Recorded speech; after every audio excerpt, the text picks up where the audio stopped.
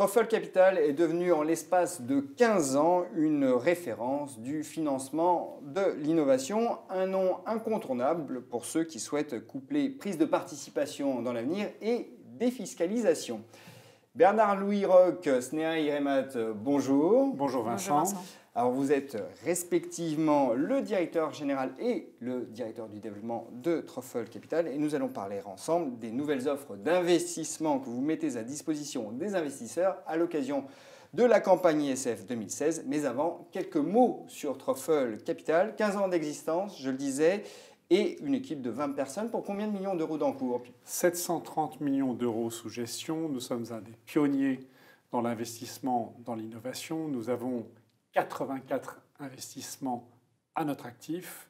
13 ont été introduits en bourse. Un certain nombre ont été cédés. Et nous sommes aujourd'hui considérés comme l'un des leaders du capital innovation en France et aussi en Europe. Un des leaders puisque vous avez 20 000 souscripteurs environ, je crois, c'est ça? Tout à fait. Alors, votre stratégie d'investissement, c'est l'innovation, mais dans deux domaines bien précis, les sciences de la vie et clean tech d'un côté et les technologies de l'information de l'autre. Pourquoi ces deux filières particulièrement? Notre ADN, c'est de créer et construire des sociétés disruptives qui développent des technologies nouvelles et qui ont vocation à devenir des leaders de nouveaux secteurs, particulièrement dans le domaine de la santé et des clean tech et de l'économie digitale. Parce que c'est là qu'on trouve finalement le plus d'innovation. Absolument. C'est là qu'en quelques années, on peut construire des sociétés qui, à partir de rien, souvent un projet, une stratégie, une équipe, deviennent de véritables leaders qui construisent l'économie de demain et aussi créent les emplois d'avenir. Alors faites-nous un peu rêver, parce que des entreprises, vous en avez accompagné, vous nous l'avez dit, mais il y a quelques noms célèbres.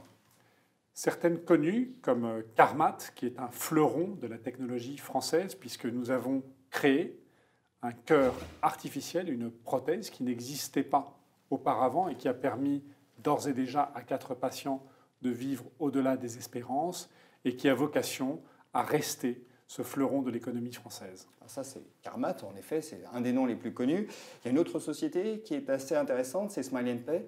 Par exemple, pour prendre une société récemment créée qui a vocation à transformer votre smartphone en terminal de paiement qui permet de facturer une carte bleue à tous les artisans, tous les auto-entrepreneurs de France, par exemple, ou les vendeurs à domicile, et qui vient d'être rejointe à sa présidence par l'ancien ministre Renaud Dutreil, bien connu des personnes de ce secteur. Bon, des sociétés en effet innovantes avec des technologies disruptives, c'est très bien, mais est-ce que vous vous focalisez tout de même sur la performance? C'est effectivement notre façon de travailler. Nous avons une stratégie d'investissement qui consiste à créer de la valeur et permettre à nos investisseurs de percevoir les fruits de leur investissement au-delà de l'investissement initial, une performance qui sera délivrée en quelques années. Alors, on parle d'investissement, mais il faut parler aussi de défiscalisation. Donc, et la loi de finances 2016 a resserré le cadre de l'investissement dans les PME. Sont éligibles à la réduction ISF via l'investissement direct les seules PME de moins de 7 ans et celles de moins de 10 ans pour les FCPI. Alors, Sneha, est-ce que cela vous a conduit à altérer votre stratégie d'investissement? Au contraire, la loi de finances 2016 nous conforte dans notre façon de faire depuis 15 ans parce que nous sommes toujours focalisés sur des entreprises vraiment jeunes et vraiment innovantes dans nos secteurs de spécialisation. Donc aujourd'hui, la loi de finances 2016 nous va comme un gant et va nous permettre de continuer à déployer notre stratégie de la création de valeur. Vous voulez dire qu'elle renforce votre avantage compétitif? Absolument, parce que nous, aujourd'hui, nous n'avons aucun besoin d'ajuster en quelque sorte que ce soit notre stratégie d'investissement qui, a priori, marche très bien depuis plusieurs années. Alors, venons-en à présent à votre offre à destination des redevables de l'ISF. Elle s'articule autour de deux solutions, le mandat de gestion Truffle PME 2016 et le FCPI InnoCroissance 2016. Alors, commençons par le mandat de gestion. Est-ce que vous pouvez nous le décrire en quelques mots, Sneha?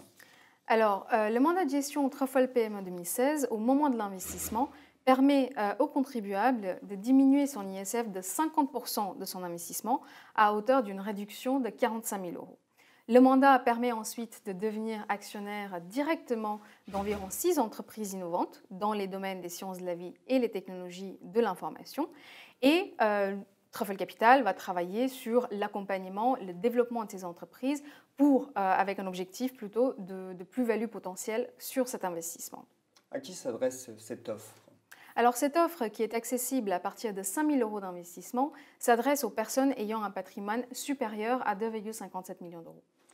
Parlons à présent du FCPI Truffle InnoCroissance 2016. Alors, on n'est plus dans l'investissement direct, puisque c'est un FCPI, je l'ai dit. Qu'est-ce qu'il faut en retenir?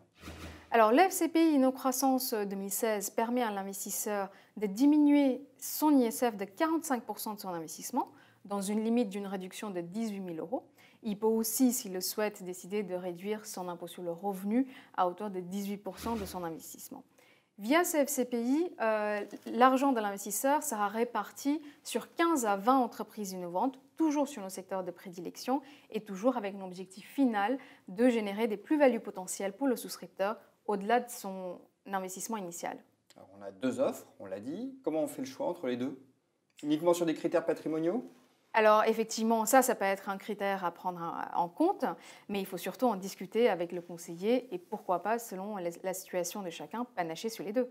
Donc, pour résumer, 2 offres pour ceux qui veulent bien évidemment de la défiscalisation, mais surtout qui souhaitent bénéficier d'un savoir-faire en matière d'investissement dans l'innovation. C'est bien ça? Absolument. Avant tout, des instruments et des investissements de diversification du patrimoine dans l'économie innovante, dans l'économie de demain, avec un objectif de performance important et un incitatif fiscal qui n'est pas à négliger.